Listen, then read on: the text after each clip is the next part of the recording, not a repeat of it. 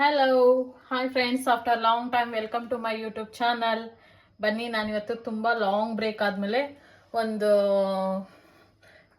ಒಂದು special Korean ಡಿಶ್ನ ಮಾಡಿ ತೋರ್ಸೋಣ ಅಂತ ನಿಮ್ಮ ಮುಂದೆ ಬಂದಿದ್ದೀನಿ. ಸೊ ಆ ಡಿಶ್ ಏನಂತ ಕ್ವಿಕ್ಕಾಗಿ ತಿಳ್ಕೊಂಬರೋಣ ಬನ್ನಿ. ಫಸ್ಟ್ಗೆ 2 ಈರುಳ್ಳಿ ಕಟ್ ಮಾಡಿ ಇಟ್ಕೊಂಡಿದ್ದೀನಿ ಫ್ರೆಂಡ್ಸ್, ಮತ್ತು ಒಂದು ಮೀಡಿಯಮ್ ಸೈಜ್ ಕ್ಯಾಪ್ಸಿಕಮ್ ಆ್ಯಂಡ್ ಒಂದು ಕ್ಯಾರೆಟನ್ನು ನಾನು ಈ ಥರ ಸಣ್ಣದಾಗಿ ಕಟ್ ಮಾಡಿ ಇಟ್ಕೊಂಡಿದ್ದೀನಿ, ಆ್ಯಂಡ್ ಕ್ಯಾಬೇಜ್ ಮತ್ತು ಬೆಳ್ಳುಳ್ಳಿನ ಚಿಕ್ಕ ಚಿಕ್ಕದಾಗಿ ಕಟ್ ಮಾಡಿ ಇಟ್ಕೊಂಡಿದ್ದೀನಿ. ಆ್ಯಂಡ್ ಅದ್ರ ಜೊತೆಗೆ ಈ ಬಿಳಿ ಎಳ್ಳು ಮತ್ತು ಪನ್ನೀರ್ ಕ್ಯೂಬ್ಸ್. ಇದು ಎಷ್ಟು ಗ್ರಾಮ್ ಇದೆ ಅಂತಂದರೆ, one second I will check. ಇದು 200 ಗ್ರಾಮ್ಸ್ ಪನ್ನೀರ್ ಕ್ಯೂಬ್ಸ್ ಇದೆ ಫ್ರೆಂಡ್ಸ್ ಇಲ್ಲಿ.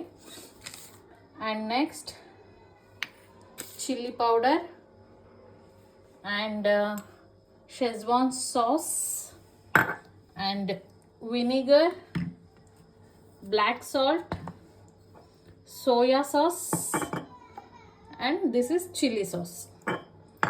And of course main dish bandu idu ramen.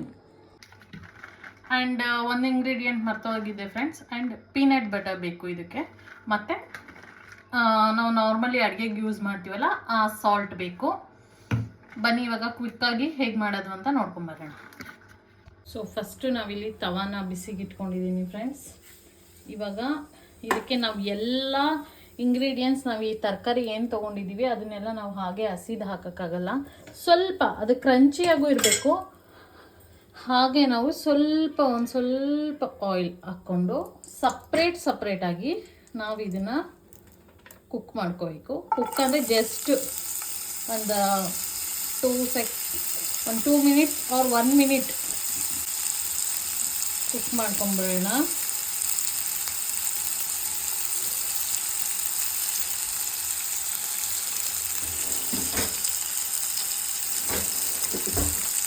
And ಇದನ್ನು ನಾವು ಸಪ್ರೇಟಾಗಿ ಯಾಕೆ ಕುಕ್ ಮಾಡ್ಕೋಬೇಕು ಅಂತಂದರೆ, ಸೊ ಒಂದೊಂದು ವೆಜಿಟೇಬಲ್ಸ್ ಒಂದೊಂದು ಥರ ಟೈಮ್ ತಗೊಳುತ್ತೆ. ಸೊ ಇವಾಗ ಕ್ಯಾರೆಟ್ ಒಂದು ಸ್ವಲ್ಪ ಲೇಟ್ ಆದರೆ ಕ್ಯಾಬೇಜ್ ಸ್ವಲ್ಪ ಬೇಗ ಆಗುತ್ತೆ. ಸೊ ಹಾಗಾಗಿ ಒಂದೊಂದನ್ನು ಸಪ್ರೇಟಾಗಿ ನಾವು ಈ ಥರ ಸ್ವಲ್ಪ, ಅದು ತೀರಾ ಹಸಿ ಇದ್ರೂ ಚೆನ್ನಾಗಿರಲ್ಲ. ಈಗ ಇದಕ್ಕೆ ನಾನು ಒಂದು ಸ್ವಲ್ಪ ಸಾಲ್ಟ್ ಹಾಕ್ಕೋಬೇಕು, ಸ್ವಲ್ಪನೇ ನೋಡಿ, ಜಸ್ಟ್ ಪಿಂಚ್ ಸಾಲ್ಟ್. ಆ್ಯಂಡ್ ಈ ಚಿಲ್ಲಿ ಪೌಡರ್ ಏನು ತೊಗೊಂಡಿದ್ದೆ ಜಸ್ಟ್ ಸ್ವಲ್ಪ ಆ್ಯಡ್ ಮಾಡಿಕೊಂಡು ಫ್ರೈ ಮಾಡ್ಕೋಬೇಕು. ಕ್ಯಾರೆಟ್ ಆಯಿತು, ಇವಾಗ ಕ್ಯಾಬೇಜ್,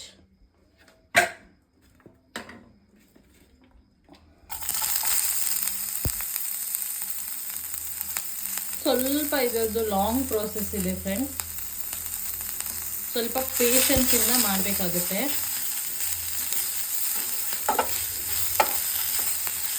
ಆ್ಯಂಡ್ ವೆಜಿಟೇಬಲ್ಸ್ ಅಷ್ಟೇ, ನಾವು ಇದ್ರ ಜೊತೆಗೆ ಇದನ್ನೇ ಆ್ಯಡ್ ಮಾಡಬೇಕು ಅನ್ನೋದೇನಿಲ್ಲ.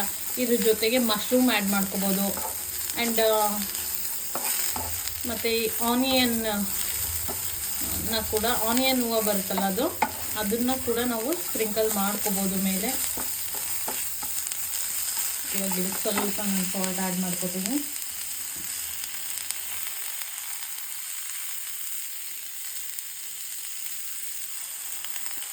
ಆ್ಯಂಡ್ ಚಿಲ್ಲಿ ಪೌಡರ್,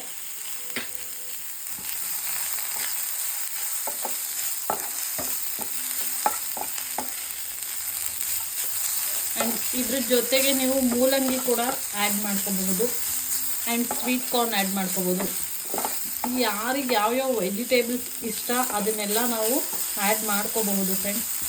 ಸಪೋಸ್ ನಿಮಗೆ ಕ್ಯಾಬೇಜ್ ಇಷ್ಟ ಇಲ್ಲ ಅಂದರೆ ಇದನ್ನು ಕಟ್ ಆಫ್ ಮಾಡಿ ಇದ್ರ ಜೊತೆಗೆ ಮೂಲಂಗಿ ಆ್ಯಡ್ ಮಾಡ್ಕೋಬೋದು. ಹಾಗೆ ಇದೇ ವೆಜಿಟೇಬಲ್ಸ್ ಹಾಕಿ ಮಾಡಬೇಕು ಅನ್ನೋದೇನಿಲ್ಲ, ಅವರವರ ಟೇಸ್ಟ್ಗೆ ಬಿಟ್ಟಿದ್ದು. ನಾನಿವಾಗ ನಮ್ಮ ಮನೆಯಲ್ಲಿ ಏನು ಅವೈಲೇಬಲ್ ಇತ್ತು ಅದರಲ್ಲೇ ನಾನು ಮಾಡಿ ತೋರಿಸ್ತಾ ಇದ್ದೀನಿ. ಸಾಕು ಇವಾಗ ಇದಿಷ್ಟ ಆದರೆ ಫ್ರೆಂಡ್ಸ್. ಈಗ ನೆಕ್ಸ್ಟ್ ಬಂದು ಕ್ಯಾಪ್ಸಿಕಮ್,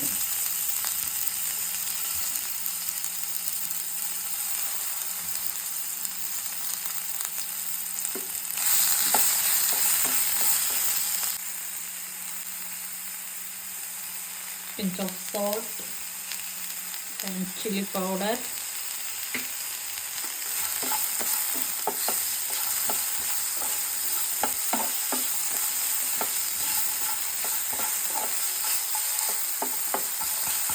ಆ್ಯಂಡ್ ಇದೆಲ್ಲ ವೆಜಿಟೇಬಲ್ಸ್ ಯಾವುದೇ ಕಾರಣಕ್ಕೂ ಫುಲ್ಲು ಬೇಯಿಸಬಾರ್ದು ಫ್ರೆಂಡ್ಸ್. ಅದು ನಮಗೆ ತಿನ್ನಬೇಕಾದ್ರೆ ಕ್ರಂಚಿಯಾಗೇ ಸಿಗಬೇಕು. ಸೊ ಆ ಥರ ನೋಡಿಕೊಂಡು ಫ್ರೈ ಮಾಡ್ಕೊಳ್ಳಿ. ಸಾಕು ಇವಾಗ ಇದಾಗಿರೋದು. ಆ್ಯಂಡ್ ನಾವು next come to the paneer. ಇವಾಗ ಇದಕ್ಕೆ ನಾನು ಸ್ವಲ್ಪ ಆಯಿಲ್ ಜಾಸ್ತಿ ಹಾಕ್ಕೊಂಡಿದ್ದೀನಿ ಫ್ರೆಂಡ್ಸ್, ಬಿಕಾಸ್ ಯಾಕೆ ಅಂದರೆ ಅದು ತವಾಗೆ ಅಂಟ್ಕೋಬಾರ್ದು ಅಂತ. 200 ಗ್ರಾಮ್ಸ್ ಪನ್ನೀರ್ ತೊಗೊಂಡಿದ್ದೀನಿ. ಇದು ನಮಗೆ ಫುಲ್ಲು ಗೋಲ್ಡನ್ ಬ್ರೌನ್ ಕಲರ್ ಆಗಬೇಕು. ಆ ಥರ ನಾವು ಇದನ್ನು ಫ್ರೈ ಮಾಡ್ಕೊಳ್ಳೋಣ ಇವಾಗ.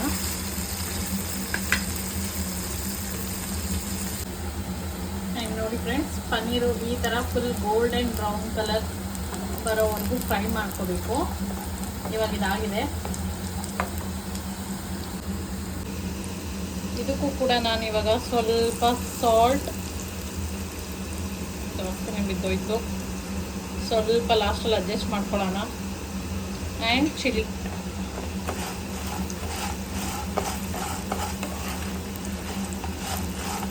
ಹಾಕ್ಕೊಂಡು ಚೆನ್ನಾಗಿ ಫ್ರೈ ಮಾಡಿಕೊಂಡು ಈ ಚಳಿಗೂ ಅದಕ್ಕೂ ತಿಂತಾಯಿದ್ರೆ ಸೂಪರಾಗಿರುತ್ತೆ. ನೀವು ಎಲ್ಲರೂ ಟ್ರೈ ಮಾಡಿ ನನಗೆ ಕಾಮೆಂಟ್ ಸೆಕ್ಷನಲ್ಲಿ. ಸಾರಿ, ಚಿಮ್ನಿ ಆನ್ ಮಾಡಿದ್ದೆ, ಇವಾಗ ಹೇಳ್ತೀನಿ ಕೇಳಿ. ಎಲ್ಲರೂ ಮಾಡಿಕೊಂಡು ತಿಂದ್ಬಿಟ್ಟು ನನಗೆ ಕಾಮೆಂಟ್ ಸೆಕ್ಷನಲ್ಲಿ ತಿಳಿಸಿ ಹೇಗಿತ್ತು ಅಂತ. ಸಾಕತ್ತಾಗಿರುತ್ತೆ.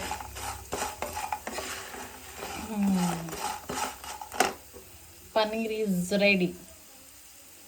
ಆ್ಯಂಡ್ ಈಗ ಒಂದು ಕಡಾಯಿ ಇಟ್ಕೊಂಡು ಅದಕ್ಕೆ ಒಂದು 3 ಸ್ಪೂನ್ಸ್ ಆಫ್ ಆಯಿಲ್ನ ಹಾಕ್ಕೊಂಡಿದ್ದೀನಿ.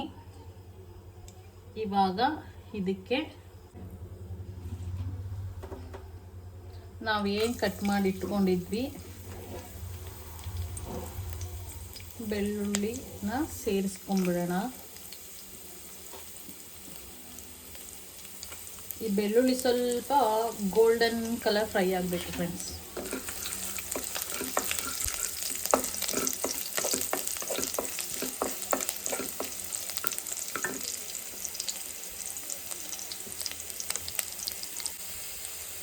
ಆ್ಯಂಡ್ ಈಗ ಇದಕ್ಕೆ ಕಟ್ ಮಾಡಿ ಇಟ್ಕೊಂಡಿರುವಂಥ ಆನಿಯನ್ನ ಸೇರಿಸ್ಕೊತಾ ಇದ್ದೀನಿ.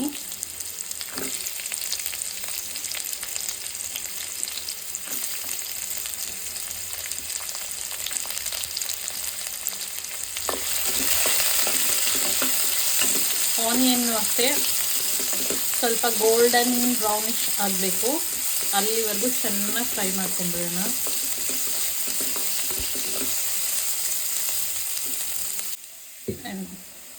ಇವಾಗ ನೋಡಿ ಫ್ರೆಂಡ್ಸ್, ಆನಿಯನ್ ಫುಲ್ಲು ಈ ಥರ ಸ್ವಲ್ಪ ಗೋಲ್ಡನ್ ಬ್ರೌನ್ ಆಗಿದೆ, ಕಾಣಿಸ್ತಿದೆಯಾ?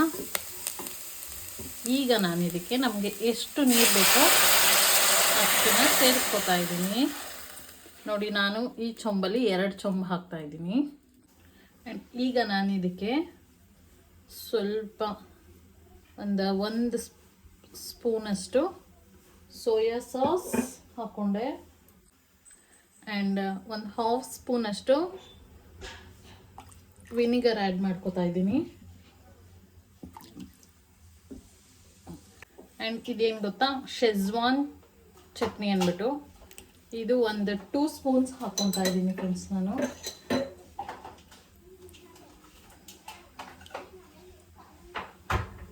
ಬಿಕಾಸ್ ಈ ಥರ ಕೊರಿಯನ್ ಡಿಶಸ್ಗೆ ಶೆಜ್ವಾನ್ ಚಟ್ನಿ ಹಾಕ್ಕೊಂಡ್ರೆ ಅದ್ರ ಟೇಸ್ಟೇ ತುಂಬ ಚೆನ್ನಾಗಿರುತ್ತೆ. ಇವಾಗ ಇದು ಚೆನ್ನಾಗಿ ಕುದಿಬೇಕು. ಆ್ಯಂಡ್ ಈಗ ಹಾಕ್ತಾ ಇದ್ದೀನಿ ಒಂದು ಮ್ಯಾಜಿಕಲ್ ಇಂಗ್ರೀಡಿಯೆಂಟ್, ಏನಪ್ಪ ಅಂದರೆ ಪೀನಟ್ ಬಟರ್ ಫ್ರೆಂಡ್ಸ್. ಪೀನಟ್ ಬಟರ್ನ ಆ್ಯಡ್ ಮಾಡ್ತಾ ಇದ್ದೀನಿ. ಏನಕ್ಕೆ ಇದನ್ನು ನಾವು ಆ್ಯಡ್ ಮಾಡ್ತೀವಿ ಅಂತಂದರೆ, ಸೊ ದಟ್ ಅದು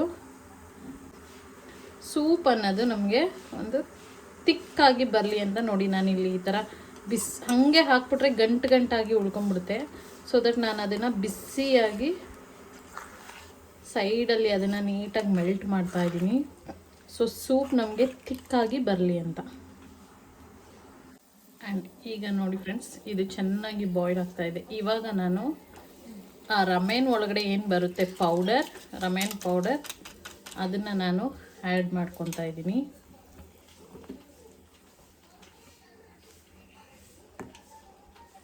ಈಗ ರಮೆನ್ನ ಕೂಡ ಆ್ಯಡ್ ಮಾಡ್ಕೋತಾ ಇದ್ದೀನಿ. ಇದು ಒಂದು 5 ಮಿನಿಟ್ಸ್ ಕುಕ್ ಆಗಬೇಕು ಇವಾಗ. ಆ್ಯಂಡ್ ಈಗ ನಾನು ಇದಕ್ಕೆ ಸ್ವಲ್ಪ ಬ್ಲ್ಯಾಕ್ ಸಾಲ್ಟ್ನ ಆ್ಯಡ್ ಮಾಡ್ತಾ ಇದ್ದೀನಿ ಫ್ರೆಂಡ್ಸ್. ಬಿಕಾಸ್ ಬ್ಲ್ಯಾಕ್ ಸಾಲ್ಟ್ ಹಾಕೋದ್ರಿಂದ ಟೇಸ್ಟ್ ಚೆನ್ನಾಗಿರುತ್ತೆ, ಅದ್ರ ಫ್ಲೇವರೇ ಒಂಥರ ಡಿಫ್ರೆಂಟ್ ಆಗಿರುತ್ತೆ ಅಂತ ಅಷ್ಟೆ. ಆ್ಯಂಡ್ ಈಗ ಇದು ಫುಲ್ಲು ಕುಕ್ ಆಗಿದೆ ಫ್ರೆಂಡ್ಸ್, ಆಫ್ ಮಾಡ್ತಾ ಇದ್ದೀನಿ. ಆ್ಯಂಡ್ ಈಗ ಇದನ್ನು ಒಂದು ಬೌಲ್ಗೆ ಶಿಫ್ಟ್ ಮಾಡ್ಕೊತೀನಿ. ನೋಡಿ ರಮೆನ್ ಎಷ್ಟು ನೀಟಾಗಿ ಕುಕ್ ಆಗಿದೆ ಕಾಣಿಸ್ತಿದೆ.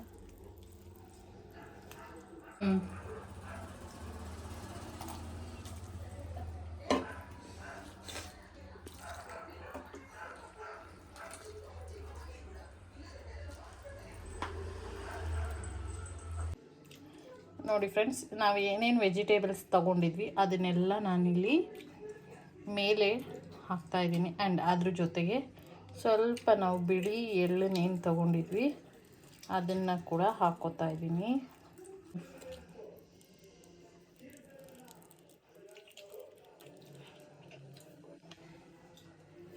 ನಮ್ಮ ರಮೆನ್ ಬೌಲ್ ರೆಡಿ.